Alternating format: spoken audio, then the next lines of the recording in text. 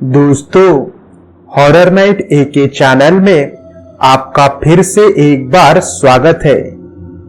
दोस्तों, आज की हमारी कहानी का नाम है वो खौफनाक कच्चा रास्ता। लेखक यस के।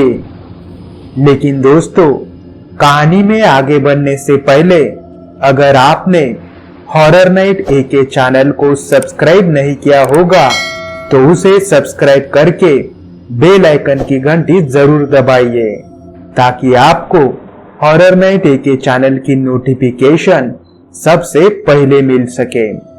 तो चलिए दोस्तों, अब हम ज्यादा देरी ना करते हुए कहानी शुरू करते हैं।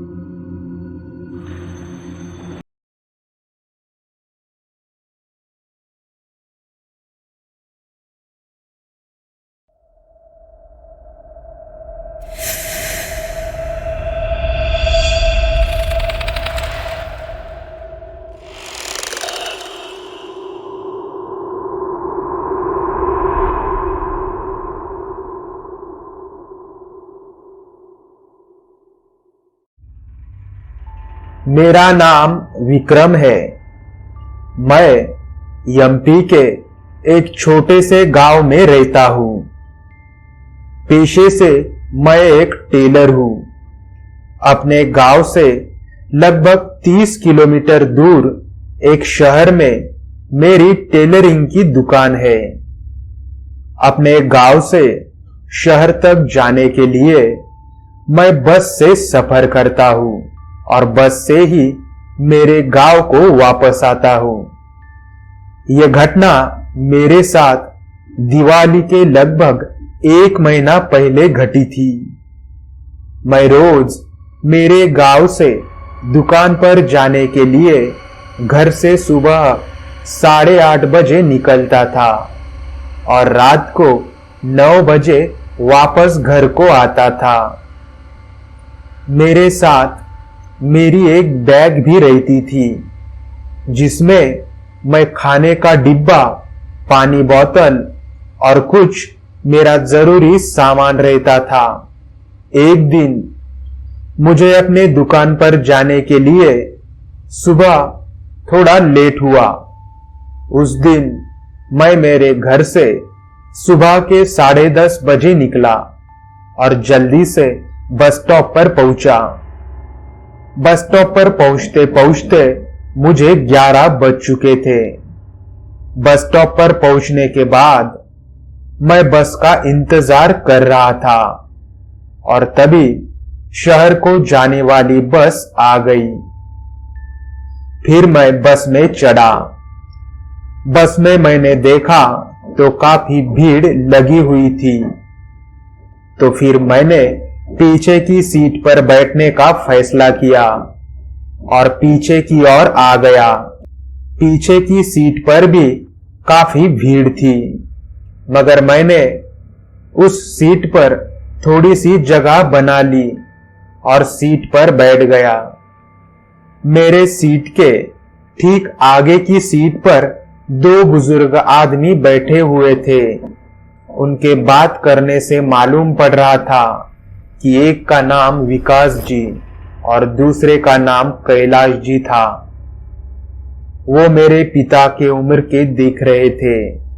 विकास जी कैलाश जी को बोले, कैलाश जी, क्या आपको मालूम है उस कच्चे रास्ते पर क्या घटना हुई? तो कैलाश जी बोल पड़े, नहीं विकास जी, मुझे कुछ पता नहीं, क्या हुआ उस कच्चे रास्ते पर? तो विकास जी बोले, पिछली बुधवार को अपने गांव का रमन जब बाजार करके घर के लिए वापस लौट रहा था, घर लौटने में ज्यादा रात हो गई थी। मानो तकरीबन रात के 10:15 बज चुके होंगे, तो उसे एक चुड़ैल जैसी दिखने वाली औरत उस कच्चे वाले रास्ते के आजू बाजू में जो बरगद के बड़े बड़े पेड़ है उस पर चढ़कर काफी जोर जोर से हंस रही थी और उस बरगद के पेड़ की डाली पर झूला झूल रही थी। ये सब देखकर रमन काफी घबरा गया था और उस कच्चे रास्ते से काफी जोर जोर से भाग रहा था।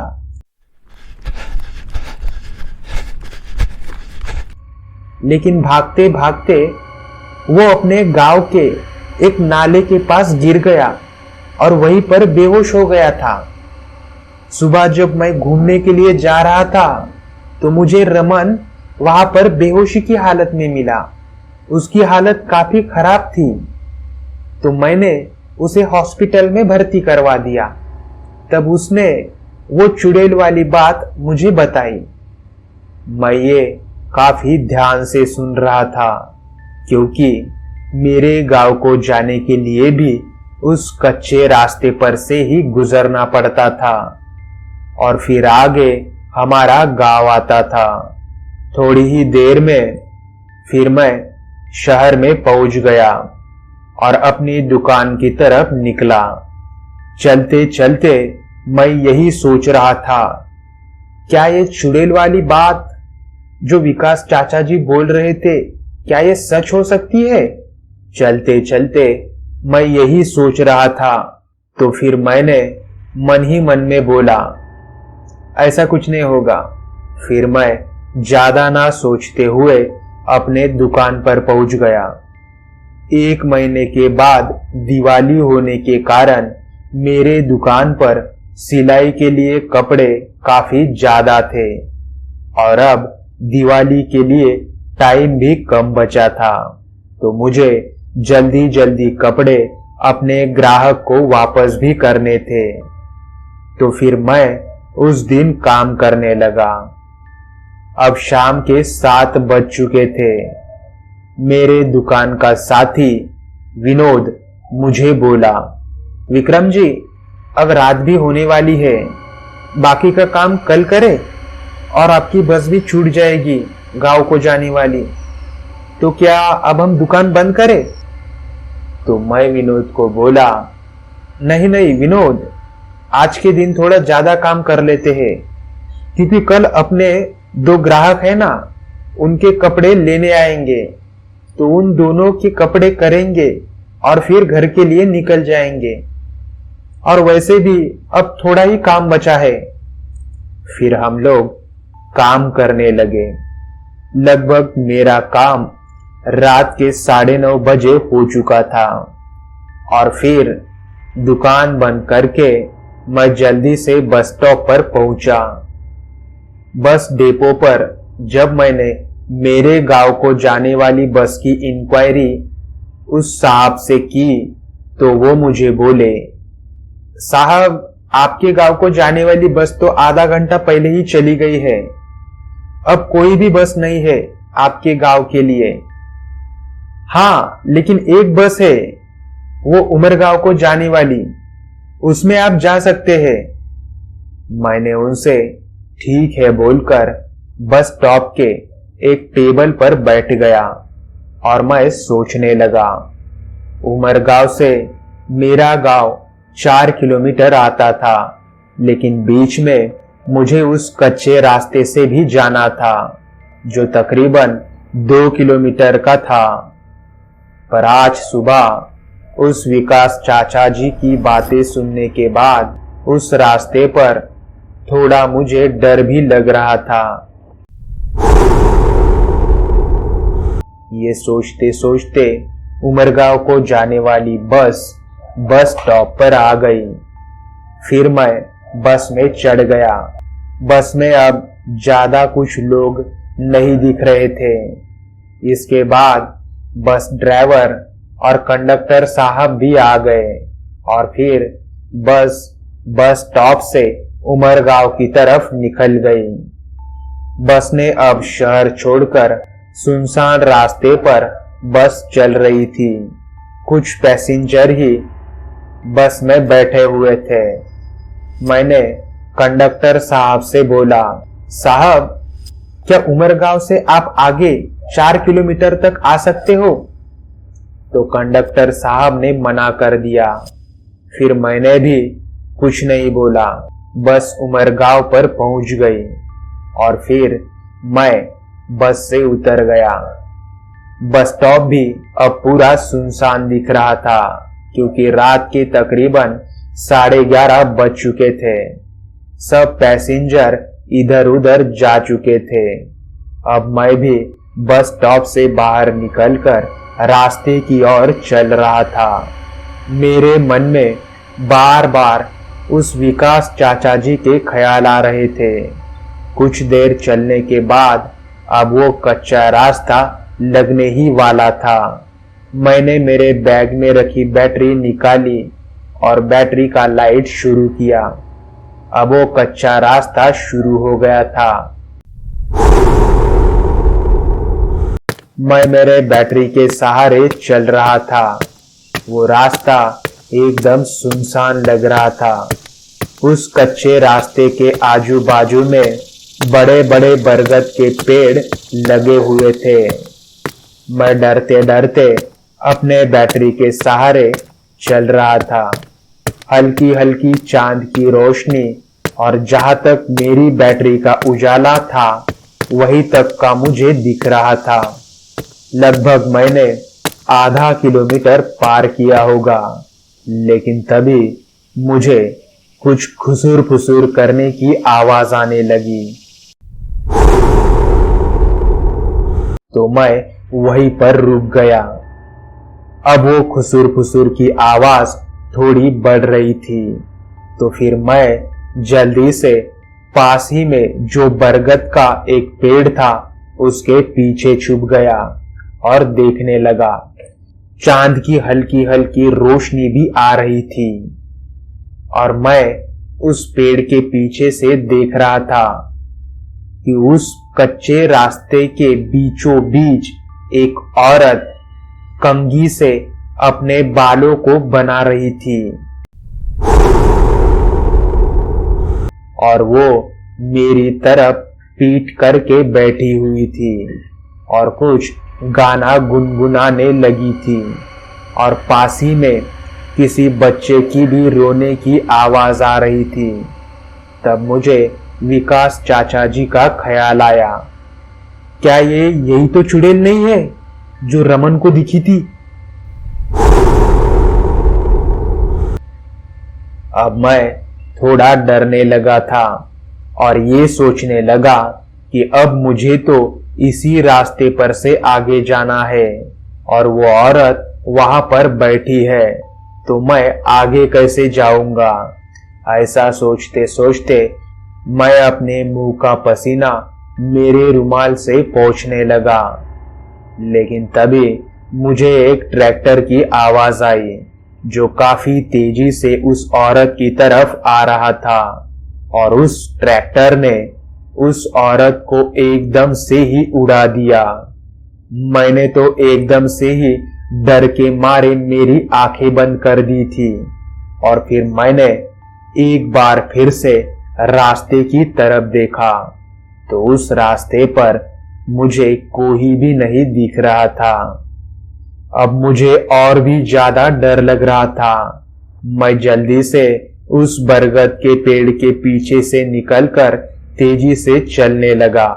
मैं थोड़ी ही दूर गया होगा तभी मुझे पीछे से किसी के चलने की आवाज आई और घुंघरूओं की भी आवाज आने लगी थी। अब मुझे पीछे देखने की हिम्मत ही नहीं हो रही थी। मैं इतना डर गया था कि मेरी शर्ट और पैंट पूरी तरह से पसीने से भीग चुकी थी। मैं अब काफी तेजी से चलने लगा था तो मेरे पीछे से भी काफी तेज चलने की आवाज आ रही थी और फिर अचानक ही मुझे आवाज आई, रुको, कहां जा रहे हो? मैंने डरते डरते ही अपनी गर्दन घुमाते हुए पीछे की ओर देखा तो वो औरत उसकी फटी हुई लाल साड़ी में मुझे काफी भयानक दिख रही थी। उसके बाल पूरी तरह से बिखरे हुए थे और उसके चेहरे पर काफी जख्म लगे हुए थे। फिर अचानक से वो औरत हवा में उड़ने लगी और मेरी चारों ओर घूमने लगी और उस डरावने माहौल में वो औरत काफी जोर जोर से हंसने लगी थी। मैं उसे देखकर काफी डर रहा था और फिर वो मुझे बोली, आज तू यहां से बच के नहीं जाएगा। ये सब सुनकर मैं वहां से काफी तेजी से भागने लगा और फिर वो कच्चा रास्ता अब सिर्फ आधा किलोमीटर ही बाकी था। अब मैंने भागते भागते एक बार पीछे मुड़कर देखा तो वो चुड़ैल अपने घुटनों के बल काफी तेजी से मेरे पीछे आ रही थी। अब उसका चेहरा पूरी तरह से खून से लथपथ दिख रहा था। मैं पूरा जोर लगाकर भाग रहा था और आखिरकार मैंने उस कच्चे रास्ते को पार कर लिया और फिर जल्दी ही हाँफते हाँफते मैं मेरे घर तक पहुंच गया। मैंने दरवाजा खटखटाया तो मेरी बीवी ने दरवाजा खोला। मेरा वो रूप देखकर मेरी बीवी मुझे बोली, क्या हुआ? क्या हुआ आपको? आप इतने घबराए हुए क्यों हो? कोई भूत देखा है क्या आपने? तो मैं जल्दी से मेरे घर में घुस गया और मेरी बीवी को मैंने पूरी बात बता दी तो वो भी काफी दंग रह गई थी। उस रात के बाद मुझे 3 दिन तक काफी बुखार था और मैं कुछ पागलों की तरह ही कर रहा था। मुझे काफी डर लग रहा था। फिर कुछ दिनों के बाद मेरी तबीयत थोड़ी अच्छी होने लगी थी।